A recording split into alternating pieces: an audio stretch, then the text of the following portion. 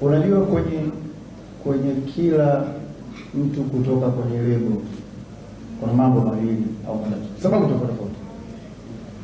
Kuna wanaotaka kutoka kwenye lebo kwa sababu washafikia hatua yao wenyewe wanaweza kujisimamia.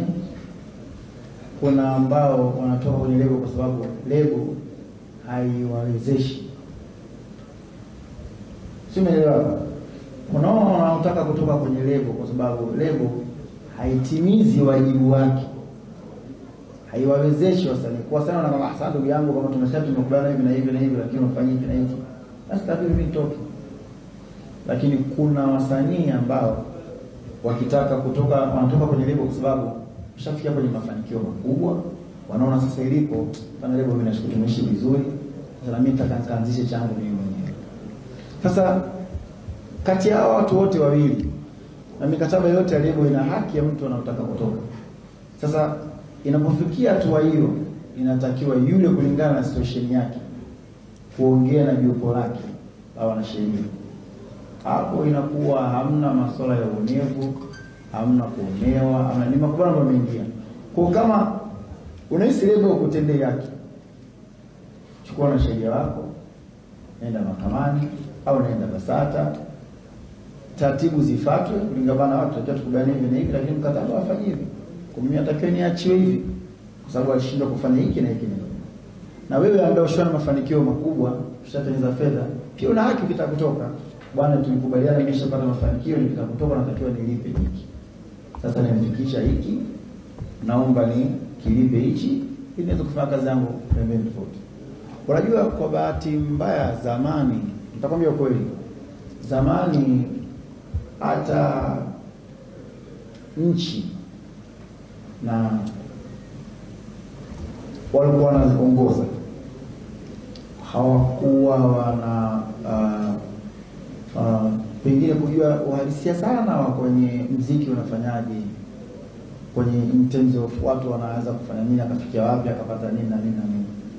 Kwa hiyo ilikuwa kama viongozi wakisikia kuna mwananchi analalamika, lazima waone kwa nini huyu anaonewa. Akumbuka anaolalamikiwa anakuwa ni watu ambao majaya, kwa sababu sio kwa lazima serikali au viongozi waone kama mbona anaonewa.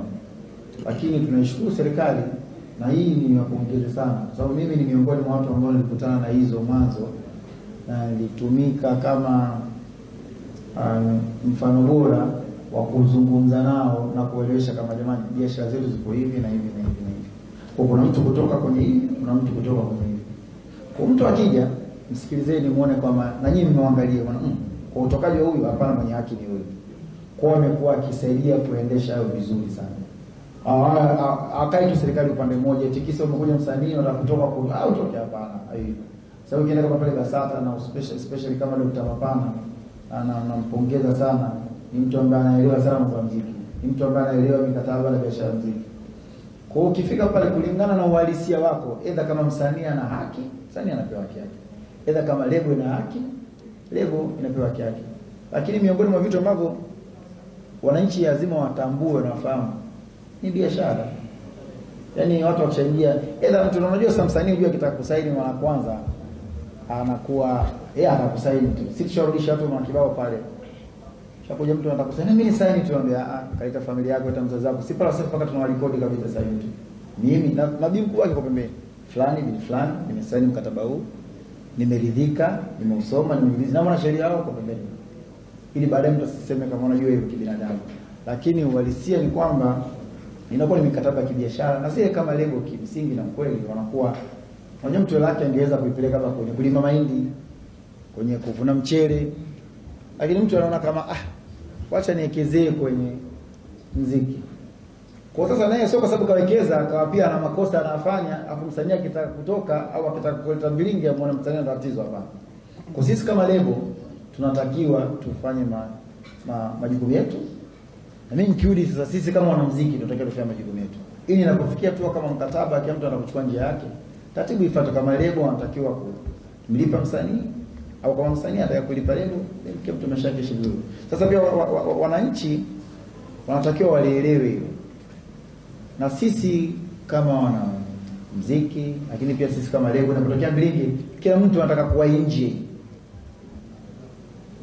Unajua hivyo, kama kwa nje onekana, unajua hivyo kibinadamu, na unajua kibinadamu kila mtu atakuonekana yeye upande wake ndio kaona.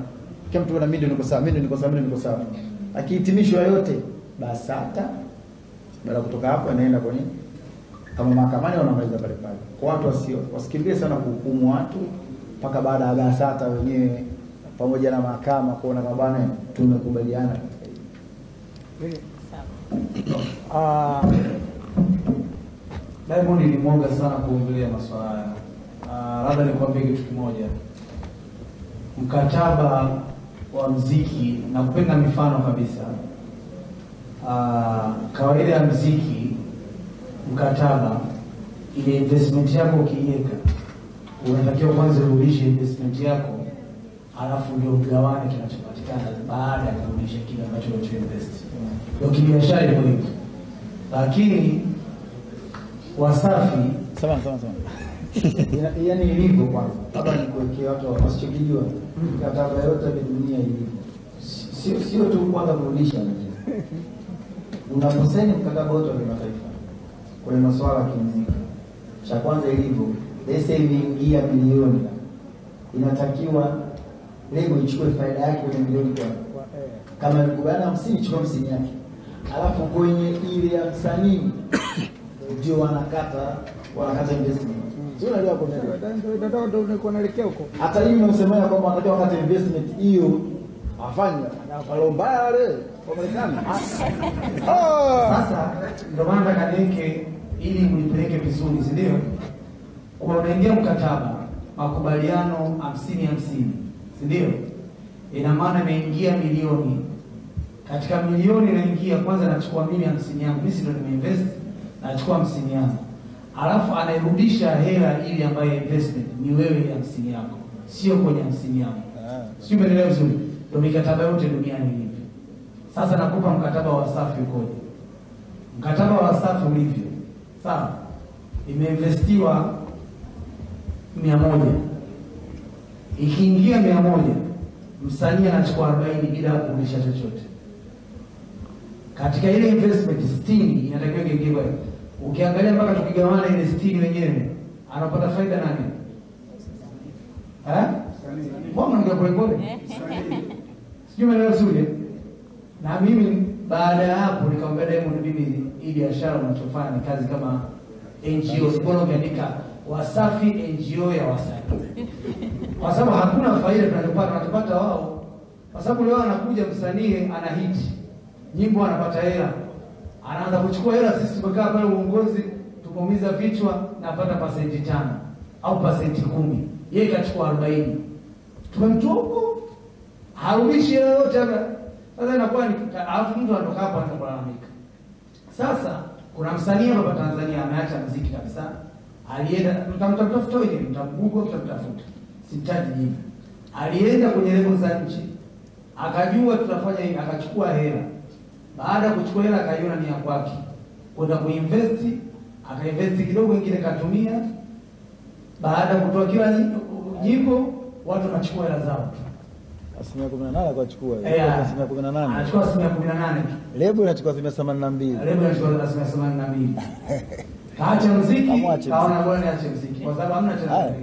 Sasa kwa hiyo natakiwa muelewe. Sisi tunapofanya kama Wasafi tunajaribu kukuza vipaji ili watu waende mbele. Hatutaki kumnyonya mtu labda niongeze. Matafati yani.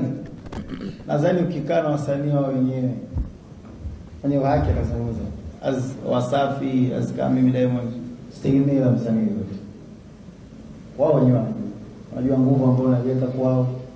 Wanajua mapenzi naweka kwao.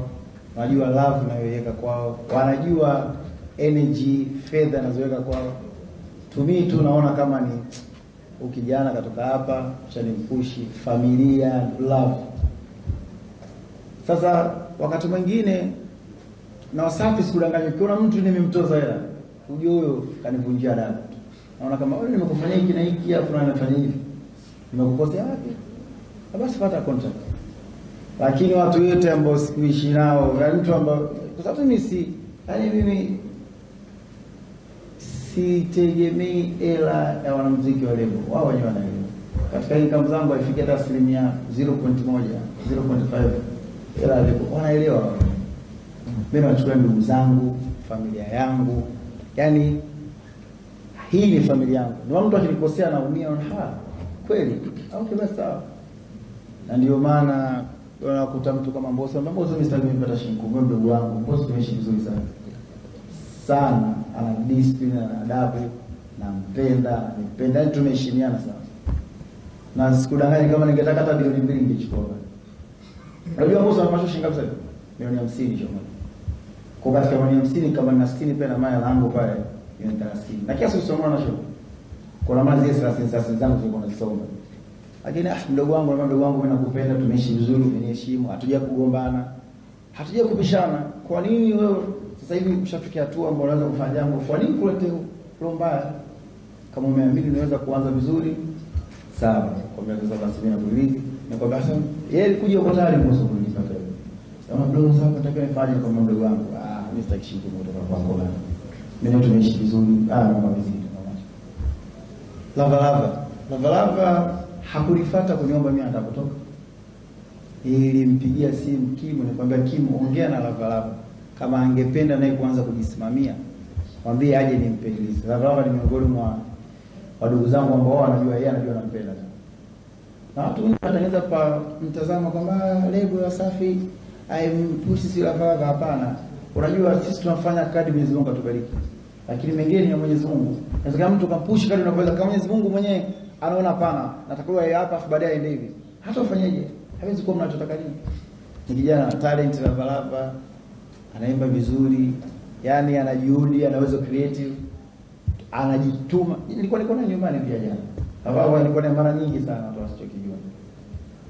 Nikamwambia Kim kama Lava pia kama yuko ameisha kwa sababu anataka naye pia kujisimamia, aje ndugu wangu nitampa free release na nimeshia vizuri. Haja kunivunjia heshima Lava, haja kunikosea adabu. Tumeishi kwa kupendana, kwa kubebana kwenye hali na mali. Kwa kaja Lava kazungumza naye kwa ndugu wangu, nakupenda, sitaki unipatishe. Kama uko tayari basi nikamwambia kingine, nikamwambia licha tu hivyo, lakini kama baadhi yako pia nitakuwezesha kiasi cha kuanza kufanya project zako. Sio unanielewa? Kwamba nitakuwezesha kiasi cha kuanza kufanyia project zako kama mchango wangu mimi kwako wewe. Tumeishi na Lava karibu miaka 8 sasa hivi. Sasa mtoza nini? Tujue kuvunja heshima, tujue kusana adabu, tujue kwa chochote. Sasa wasanii pia hiyo waangalie, unajua ilivyo makubaliano ni namna ya kuishi tu watu. Alafu tu mikataba sio issue ya big deal. Ila ukitaka kujifanya wewe kibri, watakuleta jeuri.